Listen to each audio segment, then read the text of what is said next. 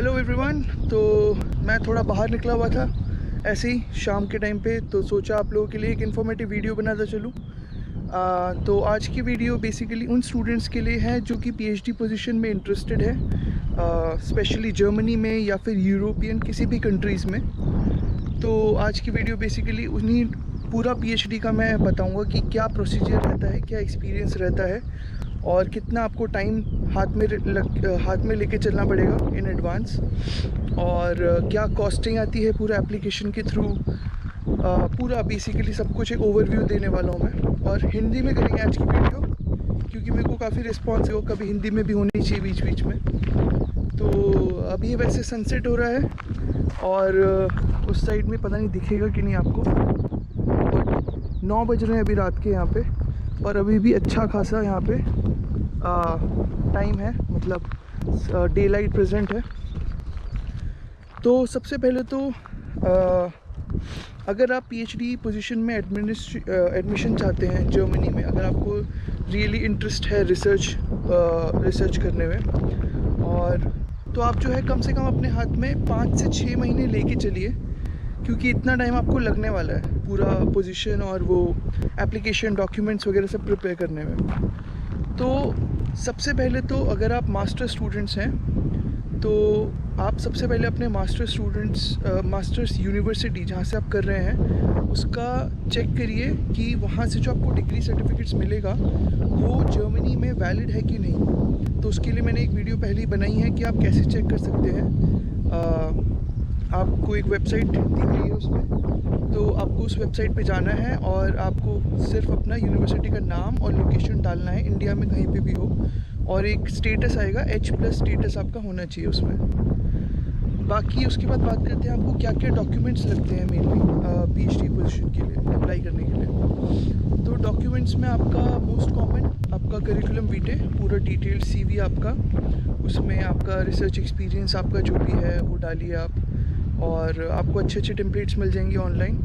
बाकी मैं भी एक वीडियो बनाने वाला हूँ इस पर CV पे कैसे करें। फिर आपको एक मोटिवेशन लेटर चाहिए होगा, कवर लेटर चाहिए होगा, और बाकी आपके जितने भी एजुकेशनल डॉक्यूमेंट्स हैं स्टार्टिंग फ्रॉम आपका 12th BSc MSc के मार्कशीट्स, और आपका डिग्री सर्टिफिकेट्स, और अगर कोई पेपर है आपका पब्लिकेशन है बहुत अच्छी, आपको आपका एप्लीकेशन सपोर्ट करेगा। फिर आपको चाहिए होगा इंग्लिश लैंग्वेज का सर्टिफिकेट, जैसे कि IELTS या TOEFL। तो अगर आपके पास नहीं है तो भी दिक्कत वाली बात नहीं है, हो जाता है कैंडिडेट्स का। बट अगर आपका मतलब कम्युनिकेशन स्किल्स जो है वो इतना अच्छा नहीं है तो आप थोड़ा सा अपने कम्युनिकेशन पे वर्क करिए, क्योंकि आपको इंग्लिश में ही यहाँ पे सब कुछ होने वाला है। पूरा जो कोर्स करिकुलम, पूरा PhD जो भी आप कम्युनिकेट करोगे अपने सुपरवाइज़र से, सब कुछ इंग्लिश में होने वाला है। तो अगर आपके पास नहीं है कुछ इस टाइप का एडिशनल सर्टिफिकेट IELTS या TOEFL, तो आप जो है अपना जो आपका एजुकेशन है पूरा इंग्लिश में ही हुआ होगा, तो उसका आप एक सर्टिफिकेट प्रूफ दे सकते हैं। नहीं तो क्या होता है, कई कैंडिडेट्स क्या करते हैं कि जब उनका इंटरव्यू होता है तो उस इंटरव्यू में जो सुपरवाइज़र से इंग्लिश में ही बात करते हैं, तो सुपरवाइज़र से ही इंग्लिश सर्टिफिकेट बना लेते हैं कि ये जो कैंडिडेट है इससे हमने इंग्लिश में ही पूरा कम्युनिकेशन किया है, और उसका इंग्लिश लेवल जो है, फ्लुएंसी जो है वो एडिक्वेट है यहाँ पे एजुकेशंस फर्दर कंटिन्यू करने के लिए। तो चलिए, ये तो हो गया आपके डॉक्यूमेंट्स का। उसके बाद अब यहाँ पे PhD का कल्चर कैसा है, मतलब ओवरऑल तो इंडिया से थोड़ा डिफरेंट रहेगा यहाँ पे PhD का कल्चर। देखिए, जैसे इंडिया में आप PhD ज्वाइन करेंगे तो आपको पहला 1 साल तो आपको कुछ काम करने को मिलेगा नहीं, आपका सारा टाइम कोर्स वर्क में ही निकल जाएगा आपको 1 साल तक। तो बट यहाँ पर आपका ऐसा नहीं है, यहाँ पर आपको ज्वाइन करते ही आप लैब में अपना काम शुरू कर सकते हैं। बाकी जो सुपरवाइज़र्स है यहाँ पे, जो लैब का एनवायरनमेंट होता है काफ़ी अच्छा है। और तो सबसे पहले तो फर्स्ट पॉइंट आता है कि आप एप्लीकेशन शुरू कैसे करें अपना। तो आप 2 तरीके से स्टार्ट कर सकते हैं। आप पोजीशंस ढूंढनी है, बेसिकली फंडेड पोजीशंस, ठीक है। अभी सारा खेल यहाँ पे होता है फंडिंग का। दो तरह से आपको फंडिंग मिल सकती है पीएचडी प्रोजेक्ट में। इंडिया में कैसा रहता है कि आप CSIR या DBT का एग्ज़ाम देते हैं, एंट्रेंस एग्ज़ाम, और फिर वो आपको फंडिंग प्रोवाइड करती है। ठीक है, आप खुद की फंडिंग अपने साथ लेके चलते हो, फिर आप कहीं पे भी अप्लाई करो ऑल ओवर इंडिया। बट यहाँ पर कैसा है कि अगर आपके पास खुद की फंडिंग है तो आपको मिलेगा डार्ट जैसे किसी एजेंसी से। तो वहाँ पर आप अप्लाई करोगे अपने प्रोजेक्ट प्रपोजल के लिए, तो डार्ट आपका प्रोजेक्ट जो है वेरीफाई करेगी कुछ एक्सपर्ट्स के साथ उस फील्ड से रिलेटेड, और अगर आपका प्रोजेक्ट अच्छा होता है तो आपको फंडिंग मिल जाएगी। फिर उसके साथ आप कहीं पे भी अप्लाई कर सकते हो। बट जो प्रेफर्ड वे रहता है कि आप डायरेक्ट फंडेड पोजीशंस ढूंढिए। तो उसका मतलब ये है कि आप वेबसाइट्स पे जाइए, जैसे कि नेचर करियर्स है, साइंस करियर्स है, तो उस पर जाके आप पोजीशन डालेंगे कि मुझे PhD position in this field चाहिए, तो वो आपको बता देगा कि यहाँ पे यूरोप में इस जगह पे ये पीएचडी पोजीशंस हैं, और वो सब की सब फंडेड होती हैं, फुली फंडेड होती हैं, तो फंडिंग का आपको स्ट्रेस नहीं रहेगा। तो ये तो एक तरीका हो गया। अब नेक्स्ट मतलब इसमें आप बेसिकली एक प्रॉपर पोर्टल के थ्रू, एडमिशन पोर्टल के थ्रू आप अप्लाई करोगे। तो आपको जब खोलोगे पोर्टल आप, तो आपको उसमें सब कुछ डॉक्यूमेंट्स वगैरह आपके एंटर करने को मिलेगा ऑप्शन। सेकंड जो ऑप्शन है वो है कि आप डायरेक्टली प्रोफेसर्स को ईमेल करिए। आप लिस्ट बना लीजिए अपने फील्ड से, जो आपका फील्ड ऑफ इंटरेस्ट है उसका, आप उसके रिलेटेड आप प्रोफेसर्स ढूंढिए कि कहाँ कहाँ पर लैब है और कहाँ कहाँ पर जो है कौन कौन सी यूनिवर्सिटीज़ में आपके इंटरेस्ट का काम होता है और कौन कौन से वो प्रोफेसर्स हैं। फिर उन प्रोफेसर्स को आप डायरेक्टली ईमेल करिए, अपने कवर लेटर, मोटिवेशन लेटर्स और कुछ मत भेजिए। अगर उनका रिस्पांस आता है फिर आपका बाद में आगे कम्युनिकेशन एडवांस होगा। तो आप ये दो तरीके से बेसिकली आप पीएचडी पोजीशन ढूंढ सकते हो। अब ये है कि एक सेकंड क्वेश्चन आता है कि आपको कितनी जगह पे अप्लाई करना चाहिए और क्या एप्लीकेशन आपका स्ट्रैटेजी रहना चाहिए। तो देखिए, ऑन जनरल मैं बोलूँगा, अभी मैं हाल फिलहाल में एक वीडियो देख रहा था यूट्यूब पे, और काफ़ी अच्छा यूट्यूब चैनल है वो। तो उसमें उन्होंने बताया कि मिनिमम आप लेके चलिए कि 100 एप्लीकेशंस आप अप्लाई करो, तब जाके आपको एक का रिस्पॉन्स आएगा। बट जो मेरा एक्सपीरियंस रहा है कि देखिए, अगर आप 100 एप्लीकेशंस करते हैं और फिर जाके आपको एक से रिस्पॉन्स आता है, तो मतलब आपका एप्लीकेशन स्ट्रैटेजी बहुत ख़राब है, क्योंकि ये तो बहुत ही कम आपका जो है रिस्पॉन्स ही नहीं आ रहा है आपका, तो आपको कुछ गड़बड़ी है एप्लीकेशन स्ट्रैटेजी में। तो बेस्ट ये रहता है कि आप 25 से 30 एप्लीकेशन में आपका कम से कम एक से तो रिस्पॉन्स आना चाहिए। मतलब ये नहीं बोल रहा कि सिलेक्शन ही हो जाए, बट एटलीस्ट रिस्पॉन्स आए तो आपको फीडबैक मिलेगा कि आपका कैसा जा रहा है।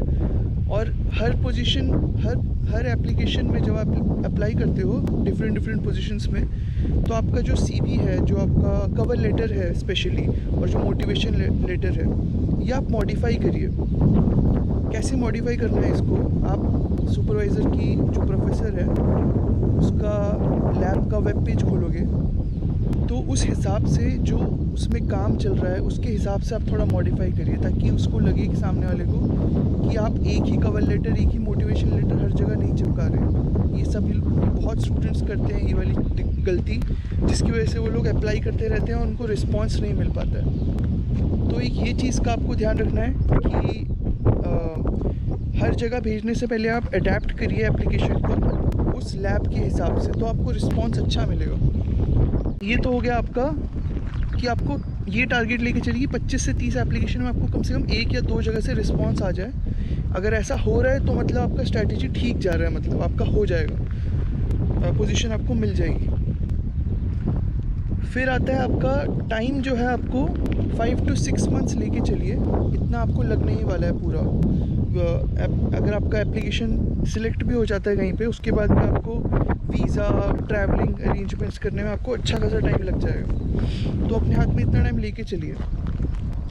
एक बहुत इम्पॉर्टेंट जो क्वेश्चन आता है कि कुछ स्टूडेंट्स ऐसे हैं जिनका गैप आ गया है काफ़ी, मतलब जैसे कि मास्टर्स उन्होंने कंप्लीट किया और फिर 2-3 साल वो लोग जॉब वॉब कर लिए, कहीं पे जॉब कर रहे थे किसी कंपनी में, तो उनका जो है गैप आ गया है। तो उसमें भी कोई दिक्कत वाली बात नहीं है, आपको पोजीशन मिल जाएगी। आप आपको बस जो सुपरवाइज़र्स हैं, जो प्रोफेसर्स हैं, आपको कन्विंस करना पड़ेगा उनको कि आप अपडेटेड हैं उस फील्ड में क्या चल रहा है, और आपका जो टेक्निकल नॉलेज है आपका वो अप टू डेट रहना चाहिए। तो उस कंडीशन में भी आपको प्रॉब्लम नहीं होगी, आपको मिल जाएगा।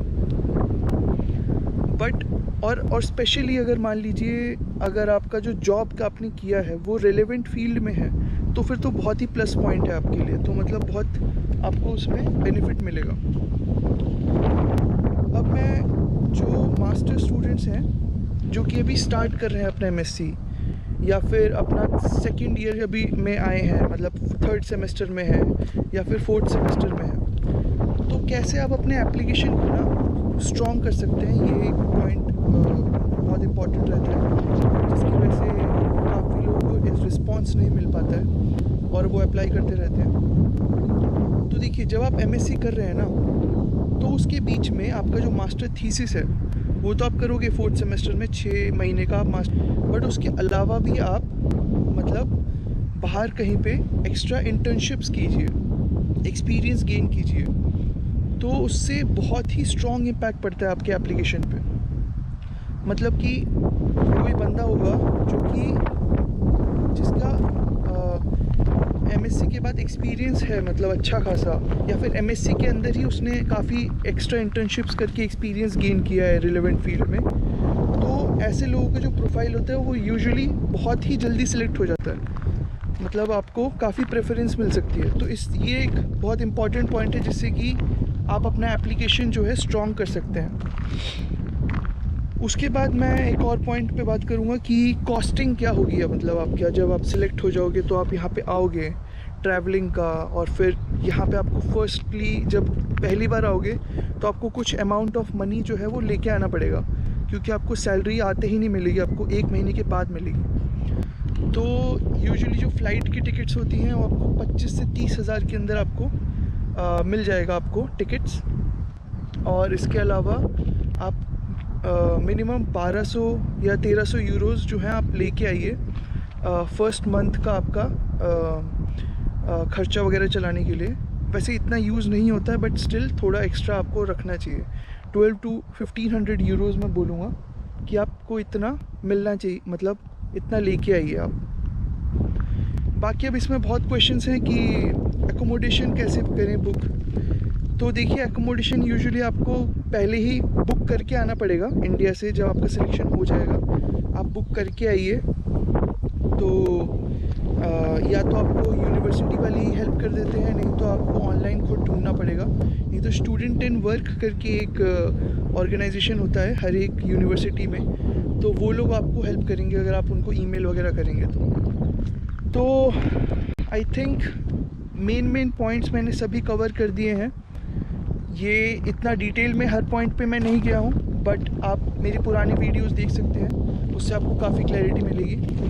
तो जो भी यहाँ आने का सोच रहे हैं पीएचडी के लिए, आप बेफिक्र हो के आइए, बहुत ही अच्छा एनवायरनमेंट मिलेगा आपको, और बहुत ही अच्छा रिसर्च कल्चर है यहाँ पे।